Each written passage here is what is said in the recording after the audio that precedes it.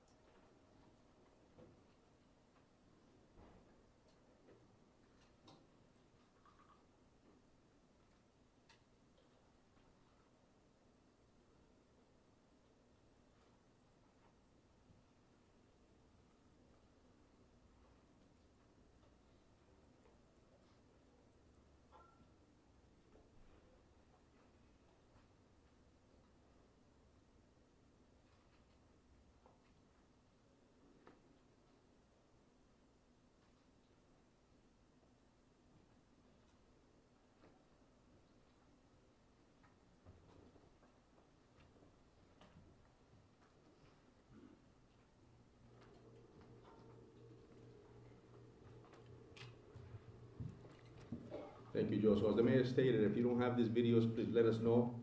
And the reason we have shown these videos, there's a purpose, right? So as you can see, they're enhanced photos, there's enhanced video footage. And so we're asking the public to ensure that they can see here that you want to focus on the body movements, the way the person moved their arms, the body posture, the way they carry their weight. I think those are important movement patterns that may help you identify this individual, which is extremely important. Another thing that we're going to ask the public is if you have any type of camera system, including Teslas, in your property. And this video that you just saw behind me, it all comes from the residential block of Waterman Avenue, Power, Ives, and Hope Street. And it's those residential areas that we're asking the public to look, if you have any camera systems or any Teslas, like I mentioned, that you look at that footage and that you can reach out to us and please provide us anything that you have. And we're asking you to go back at least a week to do that. And the reason for that is because on Saturday night, the day of, we actually learned that this individual was in that neighborhood at around 10:30 in the morning. We also know in this profession that many criminals will case out an area weeks and days prior. And so it's important for us to ensure that we can have you look at that and help us. And the reason for that is because our offices, our agents, are looking at terabytes of data. And we're looking for a moment that is shorter than somebody taking a breath. It's incredible hard work to do that. And so we're asking the public to assist us with that. The other thing is the tip center. We have been receiving hundreds of tips. However, we're about close to 200 actionable tips that we're still conducting investigations on, which is incredible and is important. Again, keep in mind that this video footage is extremely important to us. And one more thing here, that as a reminder, please remember that the number that we need you to call is 401-272-3121, as well as the link that the FBI provided, which is fbi.gov, Brown University shootings. Thank you very much. Thank you, Colonel. Now we'll hear from FBI Special Agent in Charge, Ted Dux. Thank you, Mayor, and good evening. My name is Ted Dux. I'm the Special Agent in Charge of FBI Boston. On the heels of this tragedy, the strength and resilience of the people of Providence is a powerful reminder of the bonds that unite us. The men and women of the FBI, along with the law enforcement team standing before you, carry the victims with us as we work around the clock to bring the individual responsible for their injuries and deaths to justice. Today, the FBI is working with Brown University to do everything we can to provide services to those impacted by this horrific shooting. The FBI has almost 30 victim specialists, special agents, and analysts from all over the country who are here in Providence to support our survivors, the victims, and their loved ones. The FBI Victim Services Response Team is one of the many specialized FBI assets that have been deployed here to assist. The toll this type of tragedy takes on victims and their families is immeasurable, and we ask everyone to respect their privacy at this difficult time. Thank you. Thank you, Special Agent. Next, Attorney General Peter Nerona. Thank you, Mayor. I don't have a lot to add other than that from my perspective. I think the investigation in a case like this, which is a challenging one, is going really well. On the third floor of this building, there are dozens of agents, detectives, led by Providence Police, prosecutors from my office, working to put together, and what you're seeing is just a portion of what they're working on right now. So they are literally, because I have seen at least part of it, the shift changes late at night. I think Rhode Islanders should take confidence in their work. They are veterans of what they do. They're smart, they're professional, and they're getting the resources from the mayor and the governor that they need, the state police as well, to get this job done, and I'm confident they're going to be able to do that. Just need a little bit of patience, as hard as it is to say that in this really horrible context. Thank you. Thank you, General. Governor Dan McKee for an update now. Thanks, Mayor. And right off the top, we're just making sure that the state is supporting Providence and Brown University, and then working with the FBI as well as our state police and the Attorney General to continue to provide information to the people in the state of Rhode Island. My information is that recently, today, we've met with all the university presidents in the state of Rhode Island. We know that we want to start a working group that will talk about enhancing the safety issues. And you'll see shortly that we'll be doing the same thing in terms of the mental health issues. And I think that's important as I'm out and about. We're hearing a great deal of anxiety coming from families and students and the general public. And that's one of the reasons why our state police has supported the Providence schools with presence as school begins and school ends in support of the mayor and his efforts to support the schools. Thank you, Governor. We're also joined tonight by Brown University President Christina Paxson. Thank you, Mayor.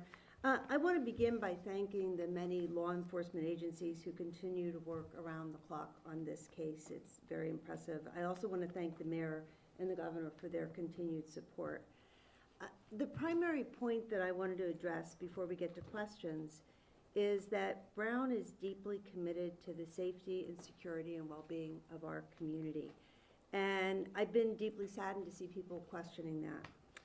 We understand that as time goes on, there is maybe a natural instinct to assign responsibility for a tragic event like this. Anxiety and fear is very natural, but the shooter is responsible. Horrific gun violence took the lives of these students and hospitalized others. And it's deeply sad and tragic that schools across the country are targets of violence. Brown is no exception. We are cooperating fully with law enforcement, and again, we thank the multiple agencies that have been working so hard day and night with increased patrols to keep our campus safe and to investigate this horrific shooting. Thank you.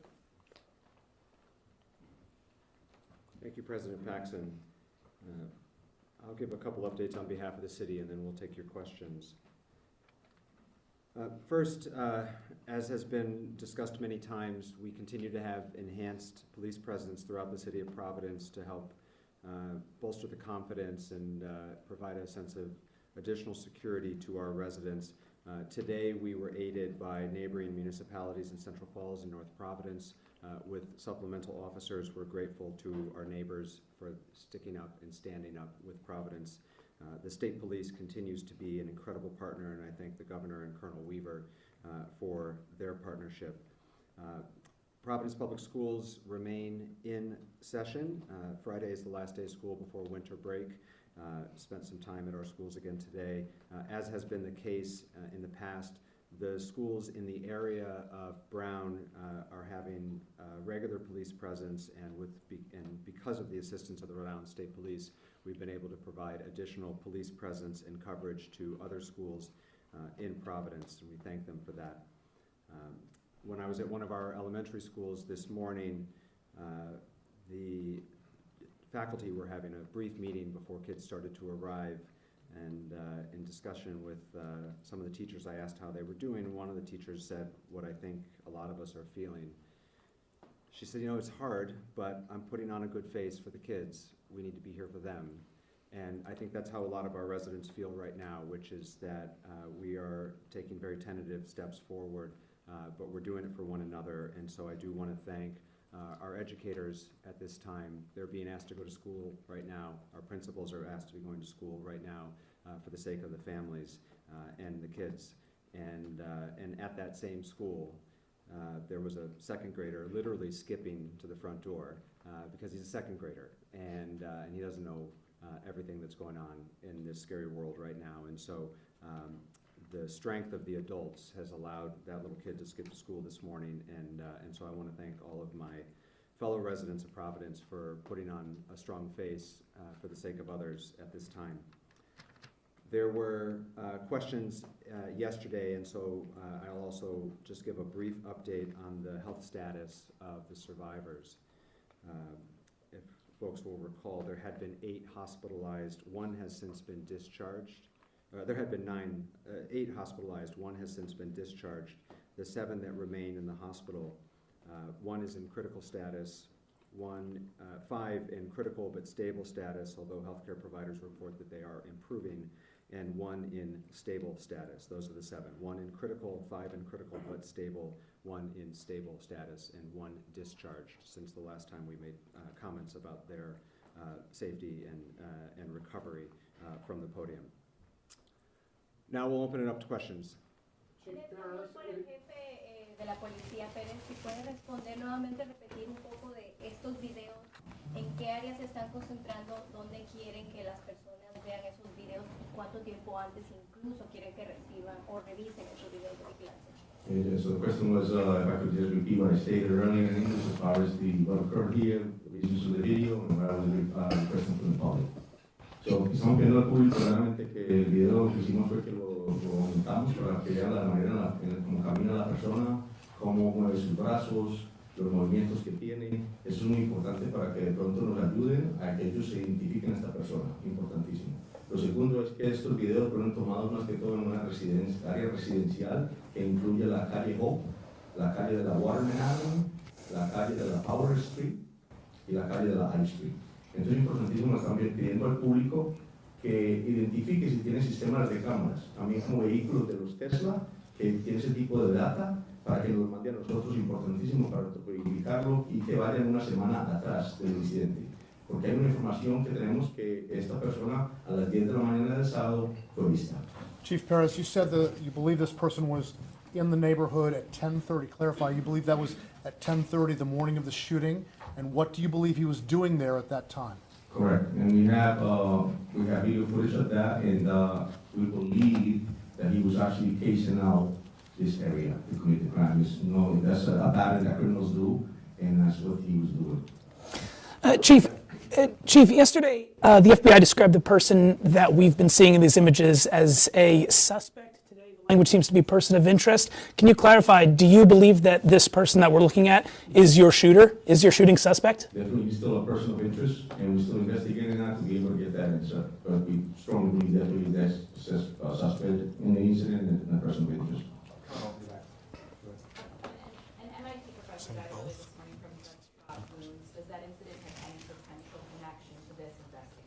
not that we know of, no. Colonel, can I just ask you, yesterday we were wondering about this person's age. Now that we've seen more video, again, a couple of days ago, I know you're saying 20s, or some talk about 30s, but just to help people at home who are seeing this video, do profilers or anyone in your department have any better understanding or closer idea on his age? And the second part of that question is, can you now confirm that he has no connection as a past student or as a past staff member at the university? So the first question, I'll tell you that the first, when it happened on Saturday night, obviously it was chaos, and there was a witness that stated that he might be in his 30s. At this point, we're still just looking at the picture, we can't identify ages or anything to that point.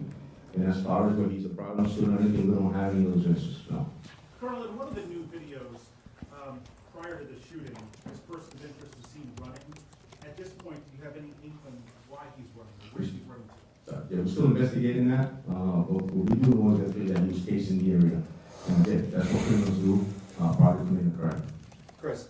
It appears that the FBI and PP, at least according to what I'm looking online, look like they're releasing separate videos at separate times. Are you guys still coordinating, or how are things looking? You gotta understand that there's a lot of people upstairs, as the general stated earlier, and we're trying to ensure that we do this right job and collect the evidence and that we need, and we want to make sure that everybody has especially you guys in the public.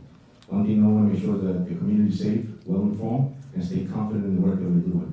So yes, there was a video that was released, but we also were working on another video, and the purpose of this press conference is to ensure that the public can see those videos showing movements, like I stated earlier, the way the person walks, the way they carry their weight. That's the importance. So our video, the second video that we showed was the one that we needed to show the public. Just in terms of cameras inside and outside the engineering building, are those working at all? And if so, why not release some of those videos? So the video that we showed you came from inside the building, and that's all we had at the moment. That's all we have at this moment. Inside the engineering building, though?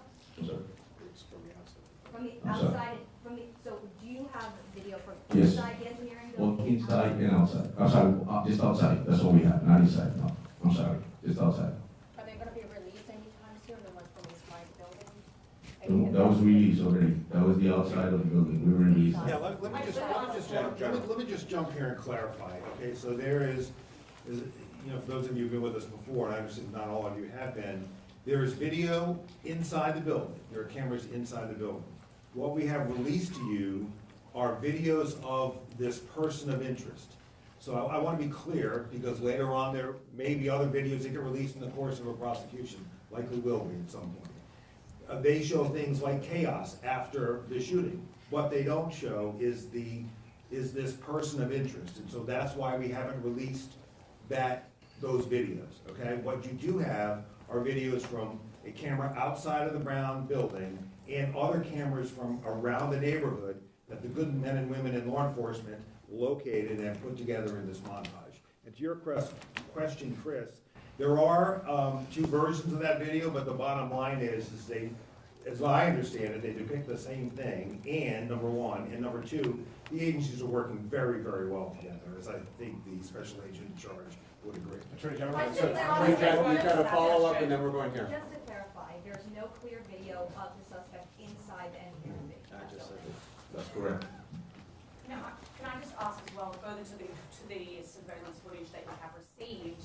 I've been here since Saturday speaking to people who are living in the residential buildings around, and in the businesses, and many of the store clerks there have told me it wasn't until this morning that the police have actually come to ask them if they had anything that they could offer, any CCTV or any evidence that they could provide.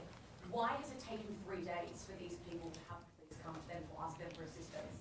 As I stated earlier, it's a residential block that includes a lot of homes, a lot of different camera footage, and it takes a lot of work in the sense that there's a lot of terabytes that we're looking at in order to be able to analyze it, pull what we need, and sometimes it's just a moment that we need, and it's almost shorter than somebody taking a breath, so it takes a lot of work.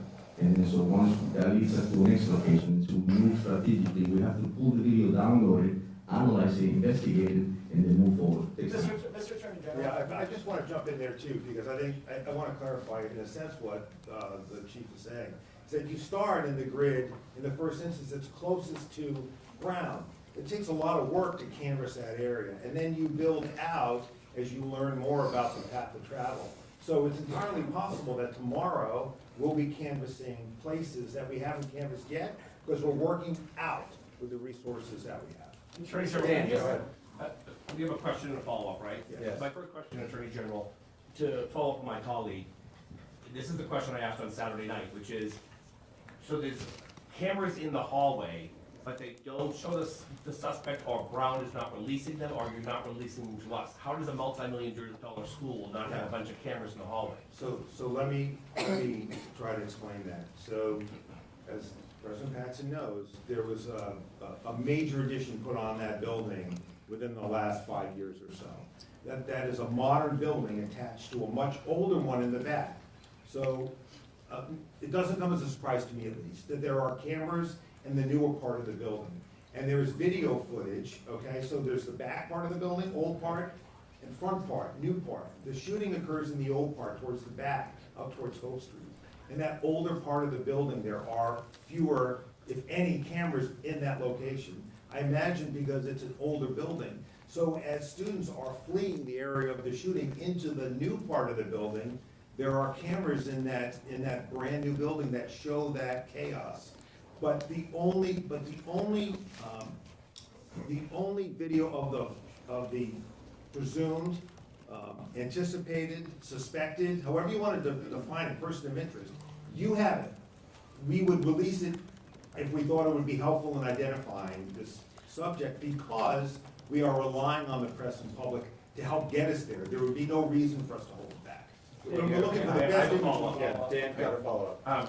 Attorney General, thank you for explaining that, because it really clarifies it, although I'm sure some people watching would think a multi-million-dollar school with a huge endowment could afford new cameras in an old building. That's my statement. Here's my question. If he's casing that area, Colonel, like you said, he had an intended target, which speaks to the motive. Did he have a target to kill one of the two people that were killed? We're still investigating it, Dan, and something that we're trying to get the answers as well, so. Patrick? Patrick. Yeah. For President Paxson, have you reviewed any communications to Brown before the shooting that revealed any kind of threat of any kind to anyone at Brown? And then since the shooting, I believe some web pages for students or faculty have been taken down. Is that a response to any external threats to anyone in the community? We have been working very closely with law enforcement to provide them with all of the internal Brown information that they need to do this investigation. It's their investigation, they're the professionals, so we're providing information. We're not in the job of reviewing it for them. I know nothing about web pages being taken down as part of this. It's the first I've heard of it. In the back, yep. You want people to feel safe. Can you say this person of interest is no longer in Providence, no longer in Rhode Island? Are they out of the state? Does it make any sense at all? I can't speak to the investigation, and if there's a follow-up for either the general or the colonel, I'm sure they'd be happy to answer it. But I'll restate what I've said several times now, which remains true as another day passes. Since the initial call came in at 4:05 p.m. on Saturday, we have not received, and this is now updated with another 24 hours have passed, a single credible, specific threat to the area, to the city related to this event, and as far as I know, to the state. And I know that this is a question that many people are struggling with, and it's difficult conversations that I've had with many, many of my constituents, including a very anxious parent this morning. The best information we have is that there is no credible, actionable, specific threat that has occurred since Saturday.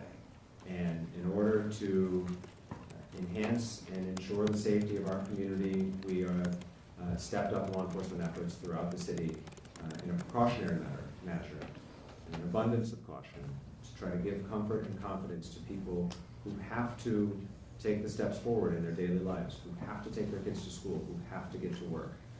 And that is the honest answer and the best answer we have at this time as the days continue to pass. But Mr. Mayor, with that, can you tell us where you believe he may be? Is he in the state? Is he in the area? That question was asked as well, so Colonel, I'll let you answer that.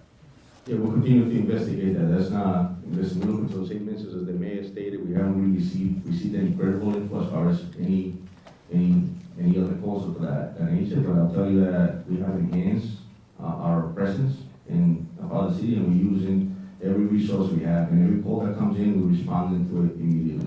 Are you working with any neighboring states? It's Pat, so we're working our way across the room here. Pat. Pat Ford, Coalition Radio. In a case involving a hit-and-run accident in the vicinity of Brown University that was litigated by the Office of Attorney General in Rhode in 2023, Brown University Police Detective John Remke stated that the university maintains several thousand video surveillance cameras and license plate readers on Brown University campus and surrounding campus. Now, this is in addition, obviously, to the Providence-based data center. Attorney General Neroni, your department litigates that case, ostensibly giving your department a thorough understanding of the landscape. Why isn't there more video or metadata, and were those cameras all operational? Yeah, I can't speak to what was operational or wasn't, but I will say this, that, and I've answered this question a few times today, and I'll try to do my best to answer it again. So, somebody reported, maybe in the Globe, that there are 800 cameras or so on the campus. Might have been the Globe. 1,200? But this building is on the very edge of the campus. If you know, I know that building well. I had two sons who spent a good chunk of their lives there. It's at the very edge of the campus. It's not in the heartland of the campus. It's not the green. And there are several greens. It's not any of the 3 greens, as I remember them. So it's right on the edge of the campus, and where the shooting took place is at the very edge of that building on the edge of the campus. And so, as those of you who know Providence know, you are very quickly into a residential neighborhood, which is why the video footage you're seeing of this defendant's, wrong word, person of interest movements, are pre and post shooting are in that neighborhood. So the building is on the edge of the Brown campus. Where the shooting took place is at the edge of that building, and then you're very quickly into a residential neighborhood. There is no footage. I'll try to say it again. There is no footage that depicts this individual that would be useful in identifying him that we have not released to you. And I think you can tell from, frankly, the not very helpful quality of the initial footage that our standard is pretty low. If we thought it was at all helpful, we would have and will release it. John, follow-up question, real quick follow-up. Colonel, Does Brown University or the federal government employ Stingray or any other mass surveillance equipment in and around the Brown University campus? And again, remember that the Brown University detective said that these applied and said that these cameras extend in the neighborhood. So the other question is, does mass surveillance by Brown University end at campus borders, or is there anything in the Thayer Street community, downtown area, or anywhere else in the community? You asked me this question last night, Pat, and I don't have any knowledge of those systems. Respect the mayor, I'm not asking you, I'm asking the Attorney General or the FBI. Okay. Yeah, there's no mass surveillance. Well, first of all, I'm not sure what mass surveillance means, Pat, but by any standard, I wouldn't describe it as mass surveillance by Brown University. There are cameras that they have in place in an effort to protect their students.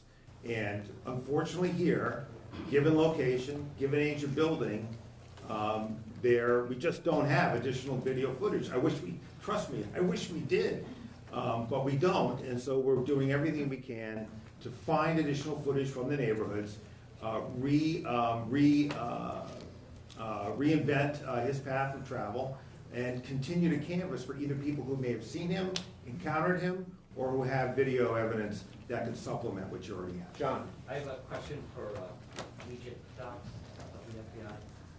Agent, so this happened Saturday night, and then last night you have an MIT professor. I know the question was asked, but this has to work. What we see on this video seemingly is someone very cautious, almost like a professional, kind of like the DC pipe bomber that is circling several times.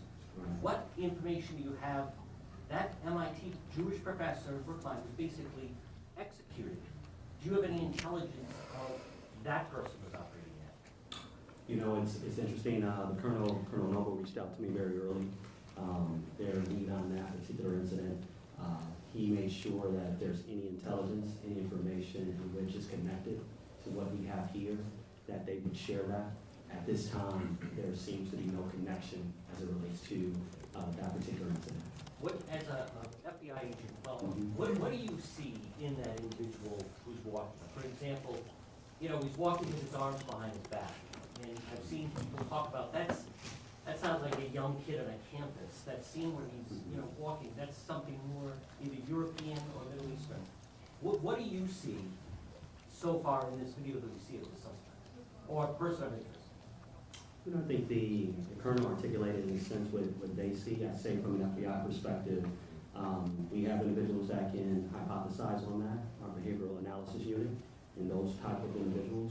I would say I would be, I think, getting a little ahead of things. If I give you kind of an inference of what I see in that particular behavior, it can mean a lot of things, to be truly transparent with you, and to get into the mind of an individual that would commit such a heinous act. That's a place in which I don't want to go right now. I'm not sure what was going on in that particular individual's head at that But time. you would agree, this individual seems very callous. Brian at the back. President Paxson, clearly as you stated, the shooter is to blame, but you're hearing a lot of questions about the lack of cameras. You mentioned, you've heard some of the criticism. What is your response to parents as well who said they pay a lot of money to keep going around and questioning the cameras, why the sirens didn't go off? Do you believe that Brown had the precautions and safety measures in place before the shooting that were appropriate and necessary? I do. And in fact, I'm glad you mentioned the sirens, because I think there's been some misinformation about that. We have two security systems that we can activate in time of an emergency. One is a system that sends out text messages, phone calls, emails, and it was activated within minutes of the incident. Those messages went out to 20,000 individuals, so all alerts. We also have a system of sirens. There are 3 sirens placed across campus. Those get activated when there is a broad-scale emergency and we want people to rush into buildings. In the case of an active shooter, activating that system could have caused people to rush into Barris and Hawley. So that's not a system that we would ever use in the case of an active shooter. So, Just to follow up, it does say on the website when it was launched that it is for an active shooter. So it depends on the circumstances and where the active shooter would be, but you don't want to ever get people rushing into buildings that might be the site of an active shooting. That's my understanding. Go ahead, sir. Do you have any evidence that suggests that the victim, Ella Cook, may have been targeted? No, not at this point. Yeah, Chief Perez, question over here. You mentioned you have over 200 tips. Miss, we're working our way across, I'm sorry. Go ahead, Tom. Attorney John Laroda, what are the characteristics of the guy in the first video that makes you believe that he's also the same guy in the video that was released yesterday, and then a follow-up for President Paxson? Yeah, look, I think that that is an analysis that has been done by the agents and the detectives. A lot of factors are going into that. A lot of it is being able to, and as I just saw upstairs, a really terrific job of tracing movements, and when you put movements and times together, it's easy easier perhaps is the best word, to identify them as the same person. Now, look, there are no absolutes in any investigation, and I'm not about to make absolute statements in this one either, but that's the general reasoning for why we concluded that. Just a follow-up to President Paxson.